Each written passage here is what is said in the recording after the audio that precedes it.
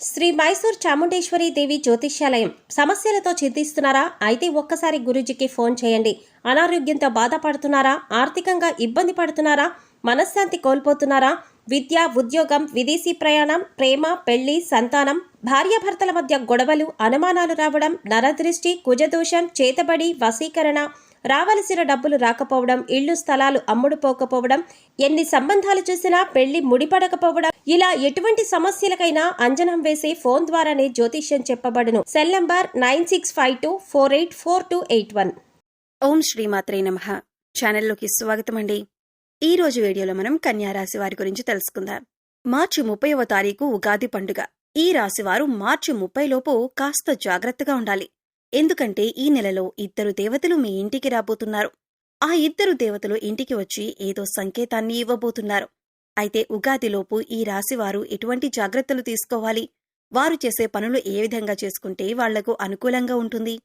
ఏ 2 దేవతలు వారి ఇంట్లో అడుగుపెట్టి అనుగ్రహం ఇవ్వబోతున్నారు? ఎవరొస్తున్నారు? ఏ సంకేతం ఇవ్వబోతున్నారు? ప్రతి ఒక్కటి చాలా వివరంగా ఇప్పుడు ఈ వీడియోలో తెలుసుకుందాం. అలాగే ఈ సమయంలో మీరు చేసుకోవాల్సిన దేవతారాధన, అలాగే పాటించవలసిన పరిహారాల గురించి ఈ వీడియోలో మనం వివరంగా తెలుసుకుందాం. కానీ అంతకంటే ముందుగా మీరు కనుక మన ఛానల్ని ఇప్పటి వరకు సబ్స్క్రైబ్ చేసుకోకపోతే సబ్స్క్రైబ్ చేసుకుని పక్కనే ఉన్న బెల్ ఐకాన్ నొక్కి ఆల్ సెలెక్ట్ చేసుకుంటే మేము ఇలాంటి వీడియోస్ అప్లోడ్ చేయగానే ముందుగా మీకు నోటిఫికేషన్ వస్తుంది. ఇక వివరాల్లోకి వెళ్ళిపోతే, ఈ రాశికి సంబంధించినంత వరకు వాళ్ల వ్యక్తిత్వం ఏదైతే ఉంటుందో చాలా సున్నితంగా ఉంటుంది. ఎక్కువ శాతం మీరు మనసుతో ఆలోచిస్తూ ఉంటారు. ఈ రాశి వాళ్లు ఎప్పుడూ కూడా అవతలి వాళ్లకి మంచు జరగాలి అని కోరుకుంటారు. అదే వీళ్లు ఫ్యామిలీ మెంబర్స్ విషయానికి వస్తే వాళ్ల సంతోషమే వీళ్ల సంతోషంగా భావిస్తుంటారు. అలాగే వాళ్లు దానికోసం ఏదైనా చేస్తారు. వాళ్లకి కష్టమైనా సరే, దాంట్లో వాళ్లకు నష్టమైనా సరే, అవతలి వాళ్లకు మంచి జరుగుతుంది అని అనిపిస్తే ఖచ్చితంగా ఆ పని చేయకుండా ఉండరు. ఎదుటివారికి సాయం చేయటంలో ముందుంటారు. వీరే వాళ్లని ఎక్కువగా సాటిస్ఫై చేయాలని ఆలోచిస్తూ ఉంటారు. చాలాసార్లు ఈ మంచితనమే మిమ్మల్ని ముంచేస్తుంది. అలాగే ఎక్కువ శాతం మీరు మనసులో మాటను వేరే వారికి చెప్పటానికి ఇబ్బంది పడుతూ ఉంటారు, జంకుతూ ఉంటారు. ఎవరికీ కూడా మీ మనసులో బాధను చెప్పరు. ప్రతి ఒక్క విషయాన్ని మీలో మీరే దాచేసుకుంటారు, బాధపడతారు. ఎక్కువగా మీరు నేరుగా భగవంతుడి దగ్గరే మీ బాధను విన్నవించుకుంటారు. మీ మనసులో మాటను చెప్పుకుంటారు. ఇదే మీకు ప్లస్ పాయింట్ అవుతుంది. ఎందుకంటే ఎవరి దగ్గర మన బాధను చెప్పుకోవాలో వారికే మీరు బాధను చెప్పుకుంటారు. అందుకే మీపై ఎప్పుడూ ఆయన అనుగ్రహం చూపించబోతున్నారు. అందుకే ఈ నెలలో మీకు అనుగ్రహం ఇవ్వబోతున్నారు. ఇక రాబోయే టైంలో మీరైతే తీసుకోవాల్సిన కొన్ని జాగ్రత్తలు ఏవైతే ఉన్నాయో అవి ఖచ్చితంగా తీసుకోవాలి. ఇటువంటి జాగ్రత్తలు తీసుకోకపోతే స్వయానా మీ చేతులతో మీరే మీ కాలు మీద కత్తి వేసుకున్నట్లే. అంటే మీరు చేస్తున్న పనులను మీరే చెడగొట్టుకున్న వారవుతారన్నమాట. ఇక దీంతో పాటు ఉగాదిలోపు చాలా మంచి శుభవార్త అనేది రాబోతుంది. ఆ వార్తను మీరు కలలో కూడా ఊహించరు. అంత మంచి సంతోషాన్ని కలిగించే న్యూస్ అయితే రాబోతుంది. కానీ మంచి ఎక్కడైతే ఉంటుందో చెడు కూడా అక్కడే ఉంటుంది కదా. కాబట్టి శుభవార్తతో పాటు ఒక చిన్న ప్రమాదం కూడా ఉంటుంది. అదేంటంటే మీకు శత్రువులైన వారు ఎవరైతే ఉన్నారో వాళ్లు అలర్ట్ అయ్యే సమయం అన్నమాట. అయితే మీ శత్రువులు ఏదో ఒక విధంగా మీకు నష్టం కలిగించడానికి ప్రయత్నిస్తారు. కాబట్టి మీరు ఈ రాబోయే టైంలో ఏదైనా నిర్ణయం తీసుకోవాలి అనుకుంటే మీకు తెలిసిన వ్యక్తితో అయినా, లేకపోతే బంధువులతో అయినా, ఇంట్లో కుటుంబ సభ్యులతో అయినా ముందుగా మీ ఆలోచనలనేవి షేర్ చేసుకోకండి. ఎందుకంటే ఈ ప్రతి పనికి ఆటంకం తీసుకురావడానికి మీ శత్రువులనే వాళ్ళు రెడీగా ఉన్నారు. కాబట్టి ఈ విషయంలో మీరు కంపల్సరీగా ఖచ్చితంగా జాగ్రత్తలు తీసుకోండి. ఇక రాబోయే టైంలో ఏదైనా కొత్త బిజినెస్ స్టార్ట్ చేయాలి అనుకుంటే దానిని ఆపేయండి.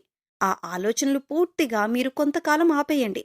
ఎందుకంటే ఈ సమయంలో అటువంటి ఆలోచనలు మీరు చేయటం కరెక్ట్ కాదు. సక్సెస్ రాదు, కలిసి రాదు. మీరు పెట్టుబడులు పెట్టి అటువంటి పనులు స్టార్ట్ చేశారనుకోండి, ఎటువంటి సక్సెస్ అనేది రాదు. అది గుర్తుంచుకోండి. దాంతోపాటు ఎక్కడా కూడా ఎవరికి కూడా ఎంత మిత్రులైనా సరే, ఎంత బంధువైనా సరే, దగ్గర వాళ్ళైనా సరే డబ్బనేది అప్పుగా తీసుకోకండి. అలాగే వాళ్ళు అప్పుగా మిమ్మల్ని అడిగినా కూడా మీరు డబ్బులు వాళ్ళకి ఇవ్వకండి. ఎందుకంటే ఈ సమయంలో మీకు మీ చేతుల మీదుగా ఇచ్చిన డబ్బులు, అలాగే మీరు డబ్బులు తీసుకున్నా అది మీకు అస్సలు కలిసనేది రాదు. కాబట్టి ఈ సమయంలో లావాదేవీల్లో మీరు ఎక్కువగా జాగ్రత్తలుగా ఉండడం మంచిది. ఇక దాంతోపాటు కేవలం డబ్బు విషయంలోనే కాకుండా నోటికి సంబంధించిన విషయంలో కూడా జాగ్రత్తగా ఉండాలి. ఎవరితో అయినా మీరు మాట్లాడేటప్పుడు కొంచెం ఆలోచించి మాట్లాడండి. ముందుగా ప్రశాంతంగా మాట్లాడండి. ఆవేశపడుతూ కోపాన్ని ప్రదర్శిస్తూ మీకు మాట్లాడారంటే చాలా సమస్యల్లో పడే అవకాశం ఉంది. భవిష్యత్తులో చాలా సమస్యలకు దారితీస్తుంది. అలాగే ఎక్కడైనా గొడవలు జరుగుతున్నా అది మీ ఫ్రెండ్స్‌ని మధ్యలో కావచ్చు, లేదా మీ బంధువుల మధ్యలో కావచ్చు, ఇంట్లో కావచ్చు. ఇటువంటి గొడవల్లో మీరు కలగజేసుకోవటం మాత్రం మంచిది కాదు. ఎంత తక్కువగా మీరు ఇన్వాల్వ్ అయితే అంత మంచిది. ఒకవేళ తప్పించుకోలేని పరిస్థితి అయితే మీరు ఉండండి, గొడవలు చూడండి, వినండి, కానీ మీ సలహాలు మాత్రం ఇవ్వకండి. ఇక మీకు రాబోతున్న అతిపెద్ద శుభవార్త ఏదైతే ఉందో, మీరు ఇప్పటిదాకా అనుకున్న పనులు మొదలుపెట్టి ఆగిపోయిన పనులన్నీ కూడా పూర్తవుతాయి. ఈ సమయంలో ఆ పనులన్నీ జరుగుతాయి. మీరు ఏదైనా కొనాలి అనుకున్నా, మీరు ఏదైనా తీర్చాలి అనుకున్నా, మీకు ఏదైనా కావాలి అనుకున్నా అన్నీ కూడా ఈ సమయంలో తీరే అవకాశం కనిపిస్తుంది. ఒకవేళ కుటుంబ సమస్యలు, బంధువుల్లో సమస్యలు, కోర్టుకు సంబంధించిన సమస్యలు, ఇలాంటివన్నీ సమస్యలు తగ్గుముఖం పడతాయి. ఏ సమస్య మీద మీరు పాజిటివ్గా సమాధానం రావాలని కోరుకుంటున్నారో అలాగే పాజిటివ్గా మీకు రిజల్ట్ అనేది ఉంటుంది. ఇక దానికి తోడు ఈ సమయంలో దూర ప్రయాణం చేసే అవకాశం కూడా ఉంటుంది. అలాగే ఈ ప్రయాణంలో కూడా మీరు మంచిగా ఎటువంటి గొడవలకి తావు లేకుండా ప్రయాణాన్ని ప్లాన్ చేసుకోండి. హ్యాపీగా ఎంజాయ్ చేయండి. మీ ప్రణాళికని బట్టి మీ ట్రావెలింగ్ అనేది విజయవంతమవుతుంది. ఎక్కువ శాతం మీ మైండ్ని ప్రశాంతంగా ఉంచుకోండి. మీ కులదైవం కావచ్చు, మీకు ఇష్టమైన దైవం కావచ్చు, ఎవరో ఒకరి మంత్రాన్ని స్మరిస్తూ ఉండండి. ఈ నెలంతా కూడా మీకు వీలైతే తప్పకుండా ప్రతినిత్యం దేవాలయానికి వెళ్ళండి. మీ పేరేదైతే ఉందో ఆ పేరుకు సంబంధించిన దైవాన్ని దేవాలయానికి వెళ్ళి దైవ దర్శనం చేసుకోండి. లేదు కుదరలేదు అనే పక్షంలో కనీసం ఆ దైవం పేరునైనా స్మరిస్తూ ఉండండి. మీకంతా మంచే జరుగుతుంది. ఇక దీంతో పాటు మీ హెల్త్ విషయంలో కూడా మీరు జాగ్రత్తలు తీసుకోవాలి.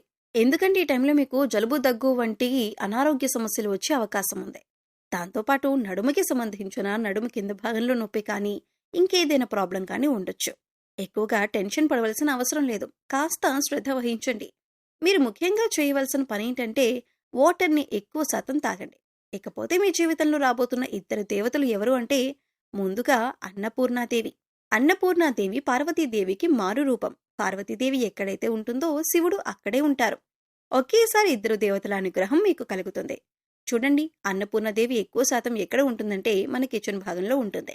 కాబట్టి ఈ సమయంలో మీరు ఖచ్చితంగా నైట్ టైంలో పడుకునేటప్పుడు మీ ఉత్తర దిక్కులో మీ కిచెన్లో ఎక్కడైతే ఉత్తర దిశ ఉంటుందో రాత్రి పడుకునేటప్పుడు మీ కిచెన్ అంతా శుభ్రం చేసుకుని నార్త్ సైడ్ చక్కగా ఒక నెయ్యితో దీపం వెలిగించాలి. లేకపోతే గోధుమ పిండితో నెయ్యి దీపం వెలిగించండి. అన్నపూర్ణాదేవి కోసం ఈ నెయ్యి దీపాన్ని వెలిగించాలి. వెలిగించిన తర్వాత మీరు వచ్చేసి పడుకోండి.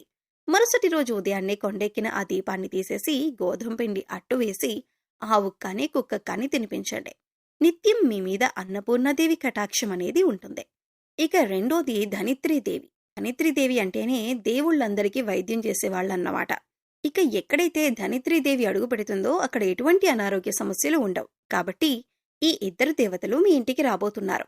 మరిన్ని శుభ ఫలితాలు పొందటం కోసం ఈ రాశివారు చేయవలసిన దేవతారాధన చూసుకున్నట్లయితే ఈ నెలంతా అన్నపూర్ణాదేవి కటాక్షం కోసం ఆమె పేరు నిత్యం పారాయణం చేయటం వలన కుటుంబ సభ్యుల యొక్క ఆరోగ్యం అనుకూలంగా ఉంటుంది. ఎటువంటి ఆకలి బాధలు దరిచేరవు. ఈ సమయంలో మరింత అభ్యున్నతిని పొందటం కోసం మీరు పాటించవలసిన పరిహారాలు చూసుకున్నట్లయితే అన్నపూర్ణాదేవి ఆలయంలో అన్నదానం చేయించండి. అలాగే ఆవులకు ఆహారాన్ని తినిపించండి. సో చూశారు కదండి, వీడియో నచ్చితే ఖచ్చితంగా లైక్ చేయండి. మరిన్ని మంచి వీడియోల కోసం ఇప్పుడే మా ఛానల్ని సబ్స్క్రైబ్ చేసుకోండి. అలాగే మీ ఫ్రెండ్స్ అండ్ ఫ్యామిలీ మెంబర్స్లో కన్యా రాశి వారు ఉన్నట్లయితే వారితో ఈ వీడియోని షేర్ చేసుకోవటం మర్చిపోకండి. మరో చక్కటి వీడియోతో మళ్ళీ కలుద్దామండి. ఓం శ్రీ మాత్రే నమః.